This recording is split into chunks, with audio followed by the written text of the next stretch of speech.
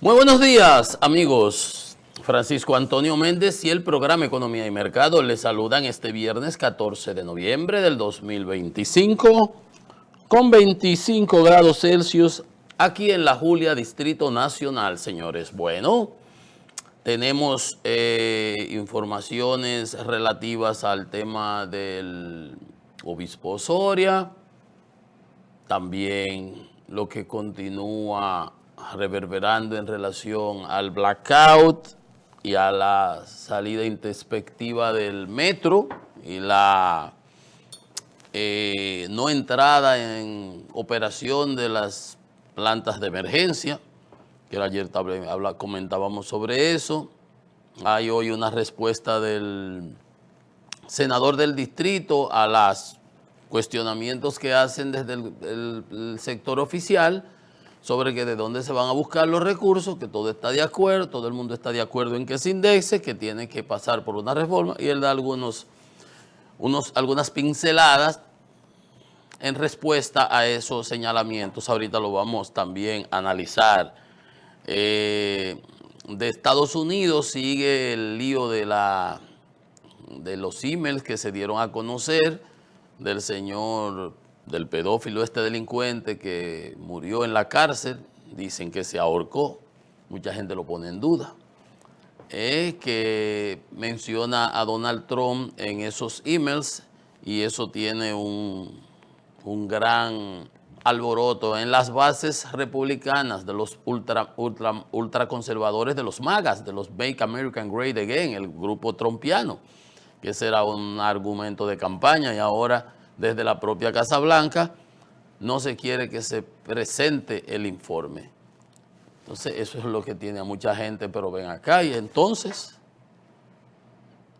el que no tiene hecha, dice un refrán nuestro, el que no tiene hecha no tiene sospecha, porque entonces desde la Casa Blanca se empecinan en señalar que es un cuento chino, que esos son los demócratas, cuando son los propios activistas, influencers y personalidades del mundo del ámbito del Partido Republicano los que han venido pidiendo eso.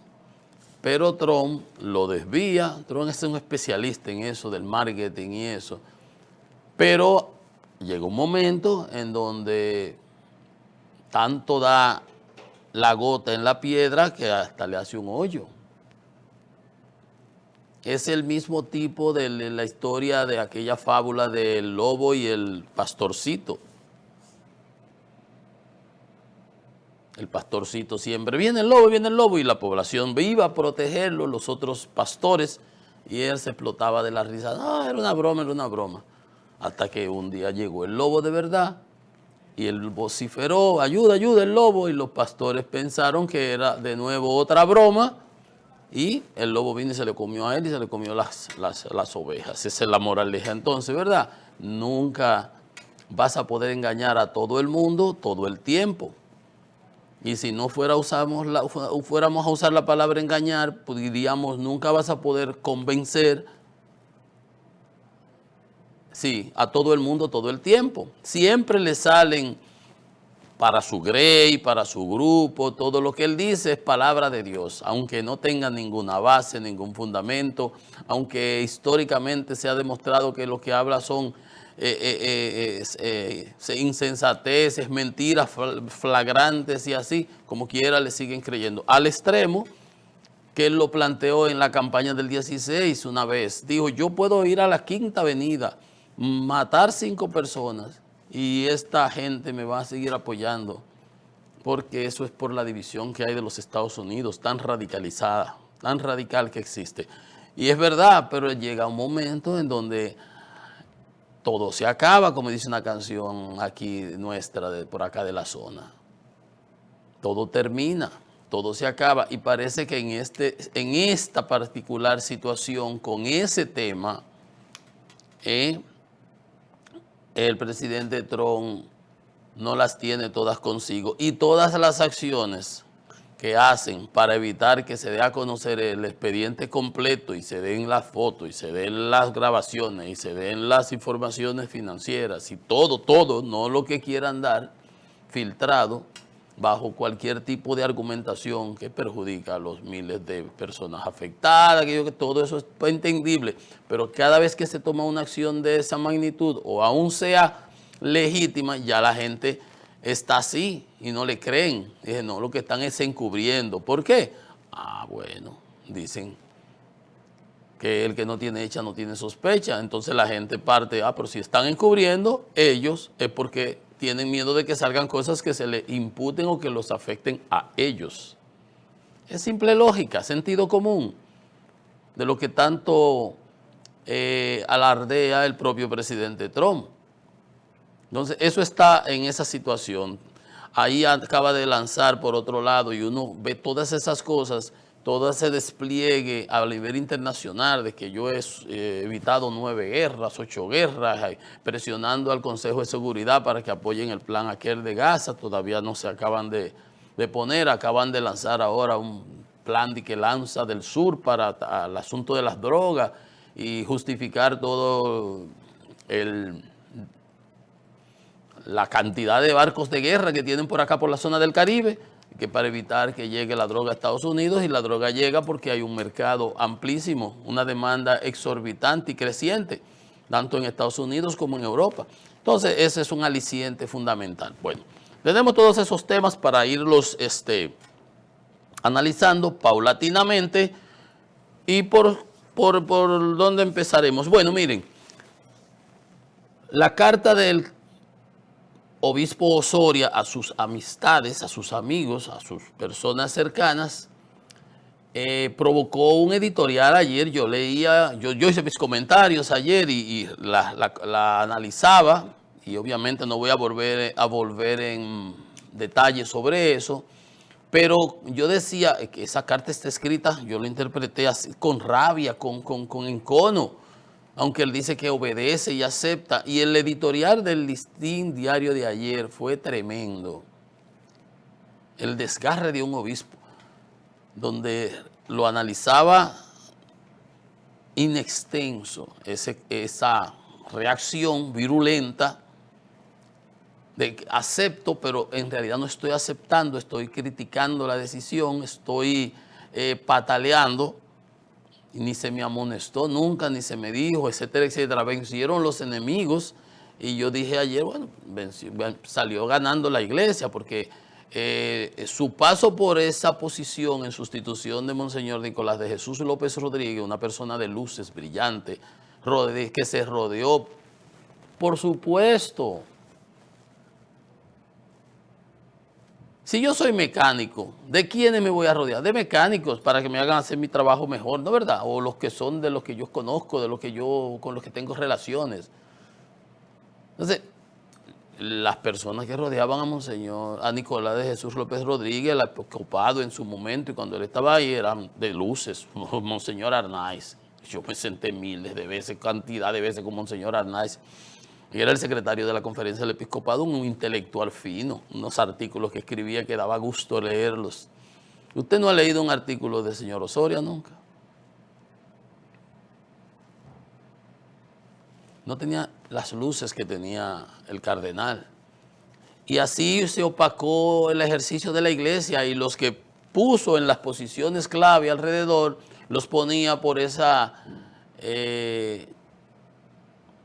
manera de ser de él, de poner a los parecidos a él. Quitó a Masalle, quitó a Manuel Ruiz, esas personas con mucho brillo, con muchas luces, con mucho carisma, no le gustaban, además que eran de la cercanía de la iglesia, y la iglesia era Monseñor Nicolás de Jesús, la cúspide, de verdad, de la iglesia católica. Entonces pasó sin pena ni gloria, al contrario, inclinado en actitudes y en prácticas. Pero yo una vez estaba viendo en la misa del domingo a que él tenía aquí en la iglesia, que a veces estaba en la catedral, el padre Clark, pero una posición totalmente pro-haitiana, y todo era así por todos los lados. Está bien, pero es que la verdad que yo no he visto, muy esporádicos comentarios sobre eso que le haya sido. Y ese editorial del listín de ayer era, pero fenomenal. Pero fenomenal. Y la iglesia supera todas esas cosas. Y el chisme va a seguir y van a decirse. Y usted oye las personas de peso analizar su paso por la iglesia y se dará cuenta que más que pena lo que hay es alborozo. Dice, en ese sentido, el canal católico Televida dice, invita a los feligreses a tener paciencia y unirse en oración. Un llamado a estar firmes ante la desinformación y las especulaciones, que esperen que la iglesia formalmente se refiera al tema. Esperar que las autoridades religiosas se expresen sobre la suspensión. Es tiempo de orar por nuestra iglesia y por los pastores que la lideran para que Dios les dé sabiduría en la misión encomendada. La iglesia seguirá fortalecida. Yo me siento muy bien. Yo no conozco por lo menos al del obispo de La Vega, pero supongo que los que tomaron la decisión están mucho más informados que yo, evidentemente. Solamente espero que en algún momento haya alguna decisión con respecto a Masalle, el obispo que era el obispo de Baní, el obispo Masalle, que lo ponga en una buena posición y que le restituyan en sus grandes funciones un obispo brillante también. Pero era de los que le hacían sombra entonces a este señor. Y los exilió prácticamente, los marginó a todos. Entonces yo creo que en lugar de que me vencieron los enemigos, yo lo que pondría es el epitafio de la iglesia ganó. Así lo sintetizo yo. Y habrán opiniones que por qué fue, que si era que un obispo, muy difícil que un obispo se trabaje para enriquecerse, porque ¿qué va a hacer con eso? Podrá tener una vida de lujo. Bueno, ha habido, claro, el Banco Ambrosiano en el Vaticano. Una vez agarraron un obispo con 20 millones de dólares en una maleta que viajaba de París, no sé si de París o de Roma a Suiza. O sea, ciertamente hay de todo, en la viña del Señor. Y como decía Terencio, soy hombre, nada humano me es ajeno.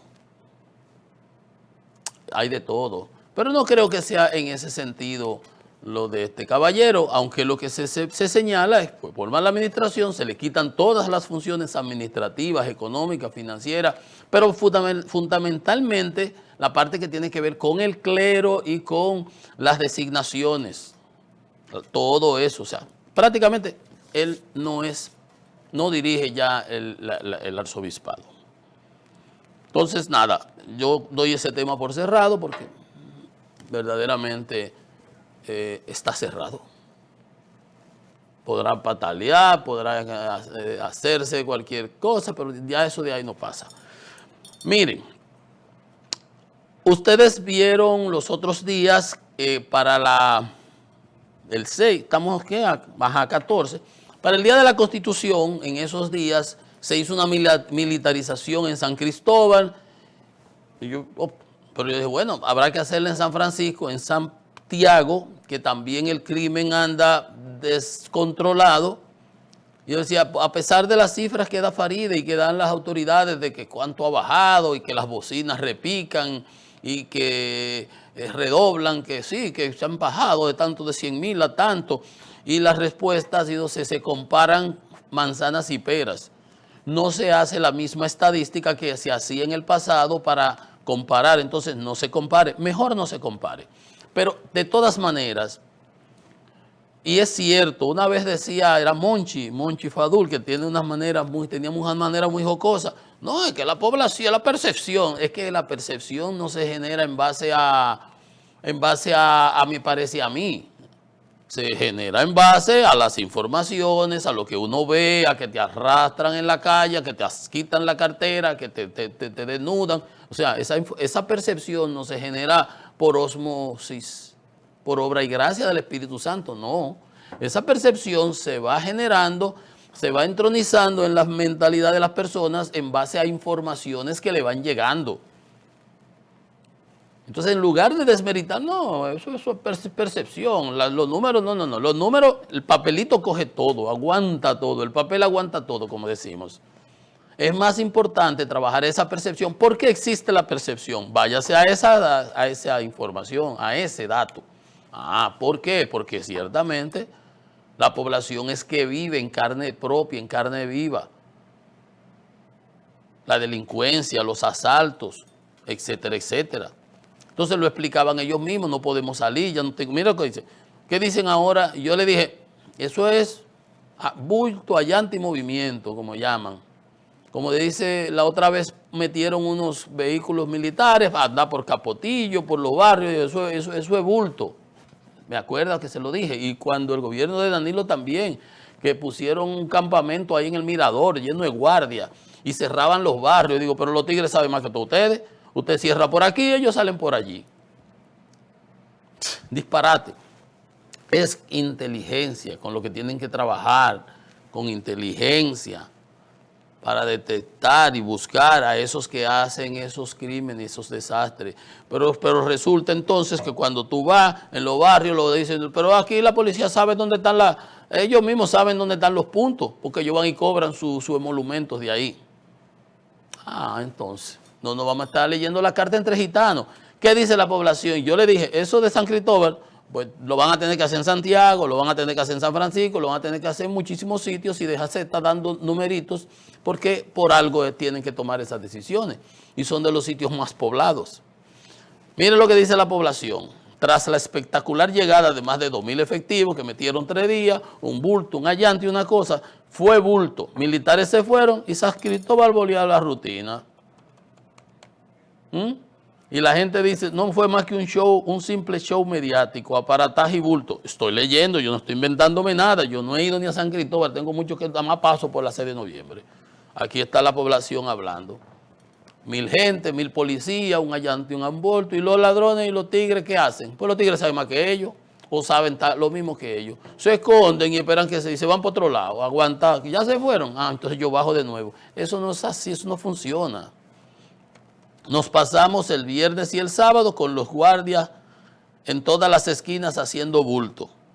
Ya no se ven, tiraron las fotos y se fueron, dijo un motorista al periódico El Día. No se puede decir que es un periódico que está haciendo, no, ese periódico está muy inclinado hasta la autoridad. Dice, estamos viviendo entre el temor y la zozobra, dice una señora de Madrevieja Norte. Contó que la ola de atracos la ha obligado a cambiar su rutina diaria. Ya no voy en las noches al gimnasio por miedo a que me atraquen. ¿Usted ve? Eso es lo que genera la percepción de la población. Entonces, si la población lo está viviendo y percibiendo así, créale más a la población que a lo que le dicen los acólitos, los guaremates que les rodean a usted.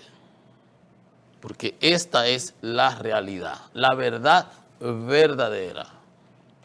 Dice el presidente del Consejo Empresarial de San Cristóbal, el señor Vladimir Ruiz, que esa de la oiga, están hablando los empresarios ahora, la delincuencia representa una amenaza directa al desarrollo económico de la provincia. Entonces, lo que le decía, bulto, no es así que se manejan esos tipos de situaciones. Entonces, eso sirve para mercadeo, como marketing.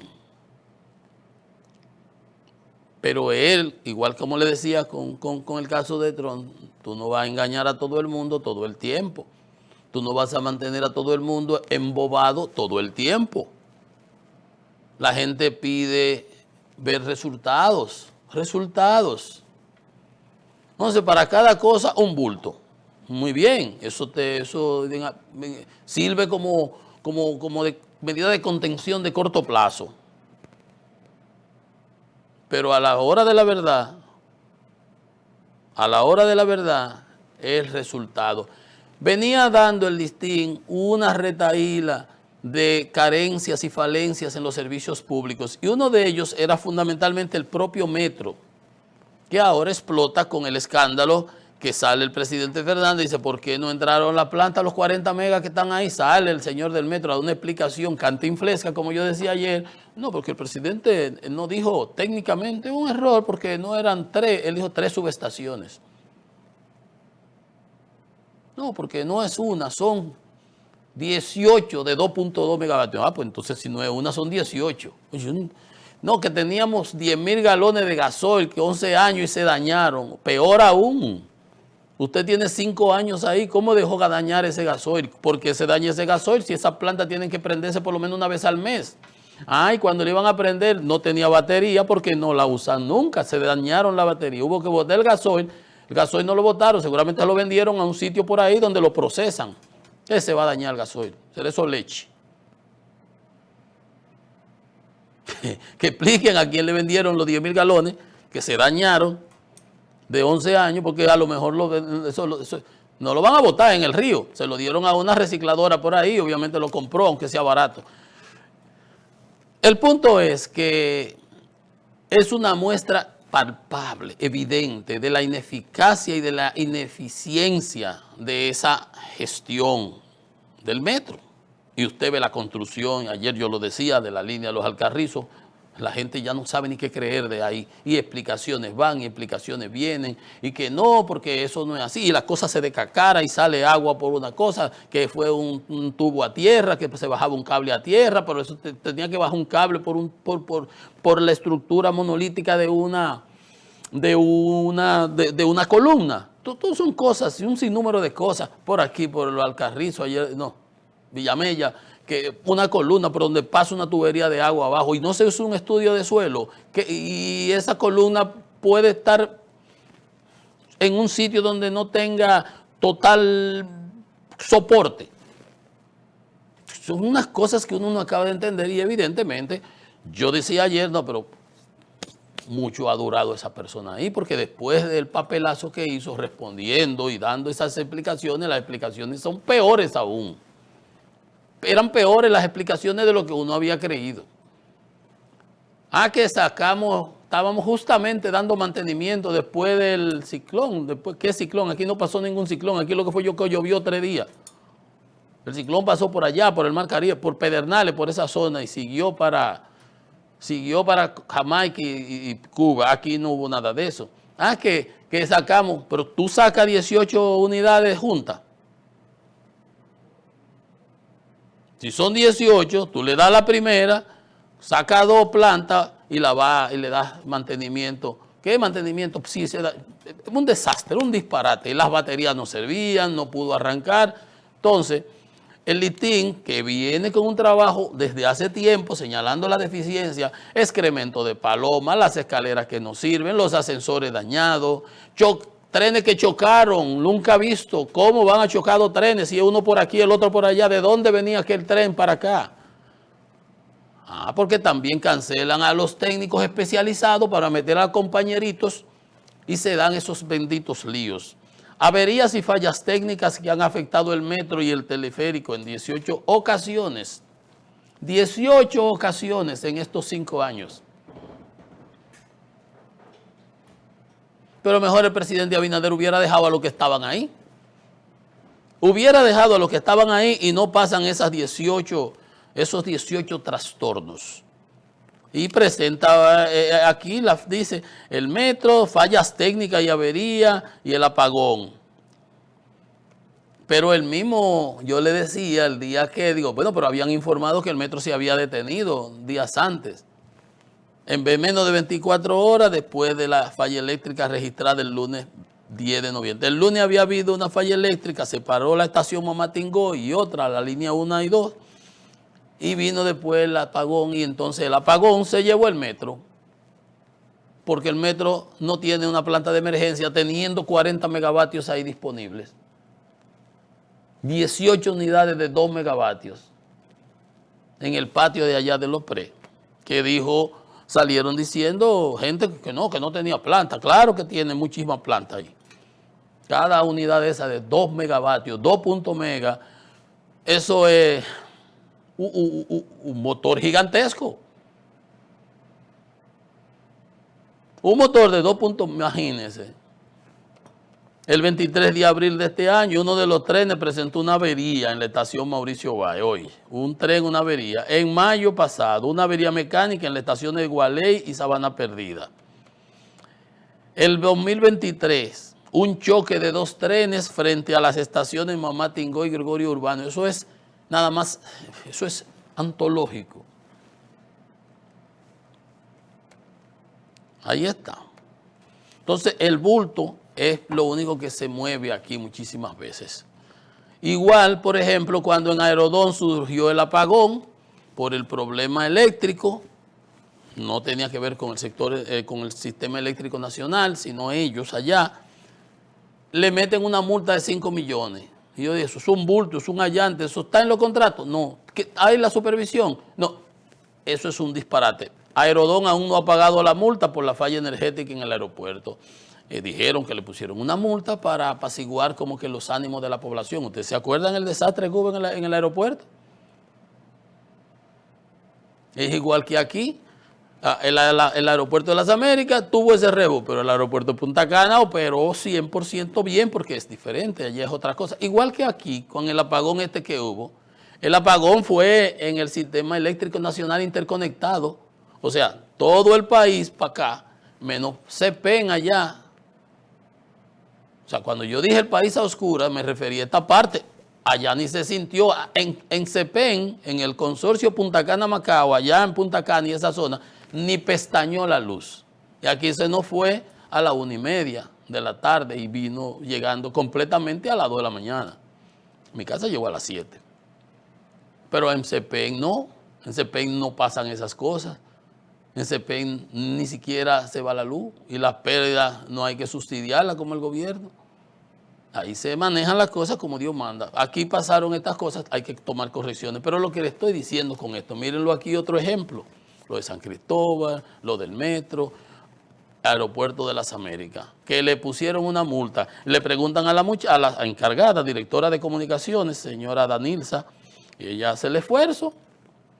Dice que el organismo ofrecerá los detalles del proceso de pago que todavía está en curso, pero aún no se ha concretizado. Ella saliendo del paso, la pobre, ¿qué puede saber ella? Ella lo que es la directora de comunicaciones y ella sabrá lo que le digan y lo que le informen, y si no tiene nada que, no le han informado nada y no se ha pagado nada, tiene que inventarse que el proceso de pago está en proceso. ¿Qué proceso ni qué proceso? Si le pusieron una multa y tiene que ejecutarla. Pero habrá que ver, ellos tienen, ellos se fueron seguramente al Tribunal Superior Administrativo. Usted no tiene derecho a ponerme ninguna multa, yo tal cosa. Sabrá Dios qué pasó ahí. Pero ustedes tienen que entender que eso no se hace de la noche a la mañana.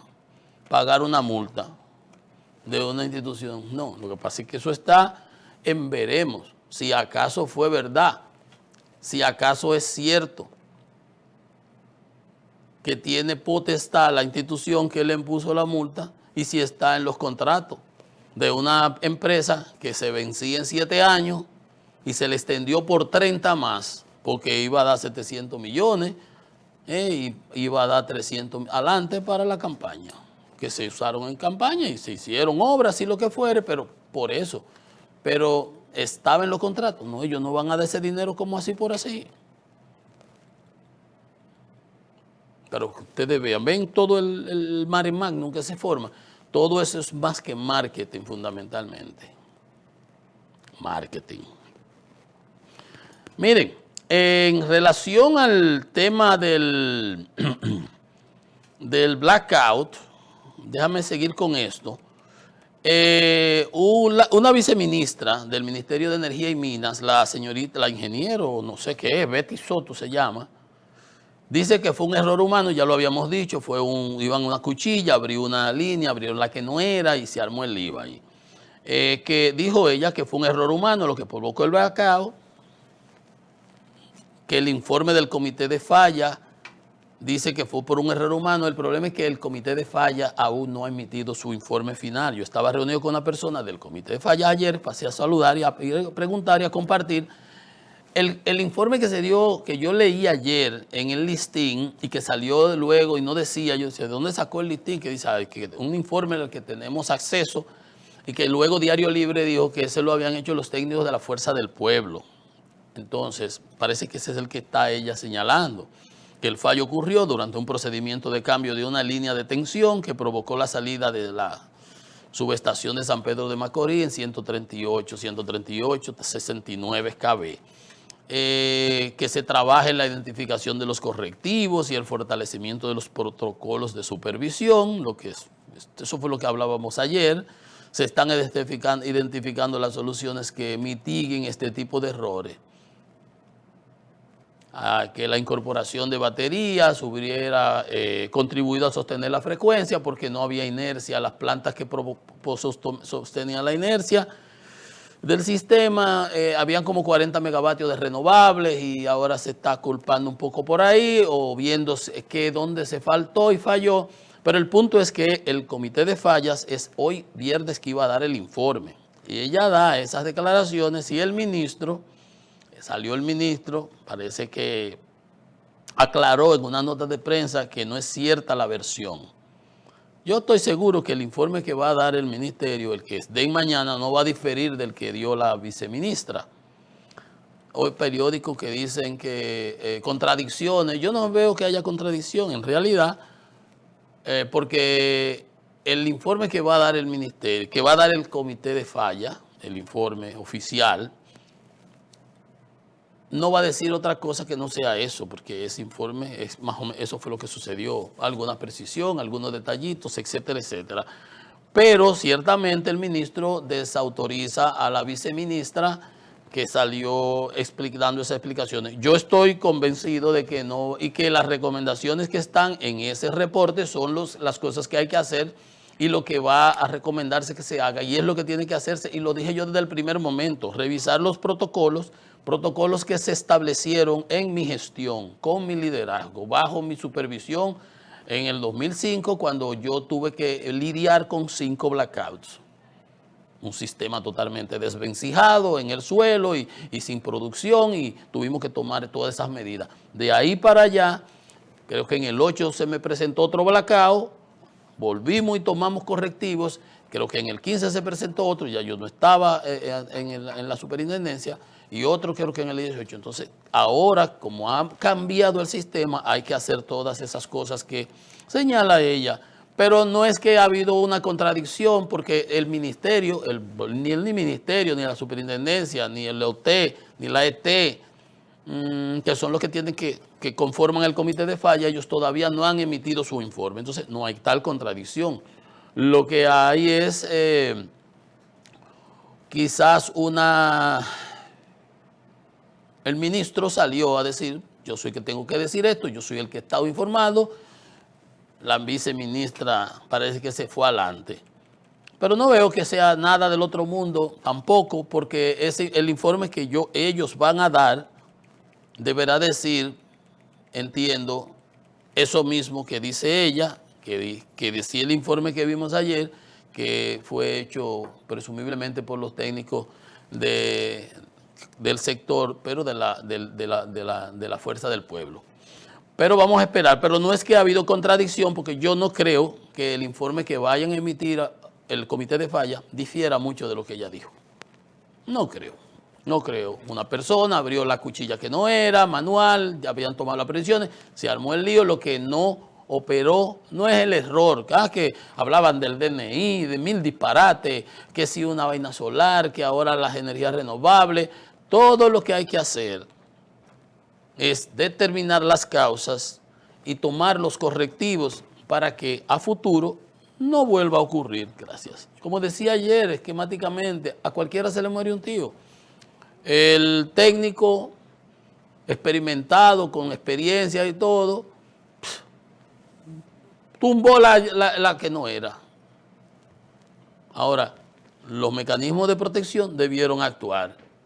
Habrá que ver entonces dónde estuvo la falla, en la supervisión, en la comprobación de todos los mecanismos que tienen que activarse para aislar esa falla, porque esa es la idea del protocolo, que no pase de ahí para que no se caiga todo el sistema. No fue una avería y veo gente felicitando porque la rapidez con que se estableció el sistema, nadie se recuerda. Eso es como cuando usted va cuando le duele una muela a usted de noche, que usted dice, voy mañana para el médico. Si al otro día no le duele, ya usted se olvida de que tenía que ir al médico a checarse la muela.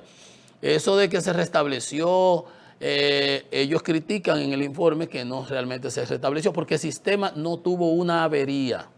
Lo que tuvo fue una desconexión y se dispararon en cascada las plantas porque los sistemas de protección no intervinieron, no actuaron a tiempo, no pudieron controlar la situación. Y ahí entonces ahí es donde está el problema.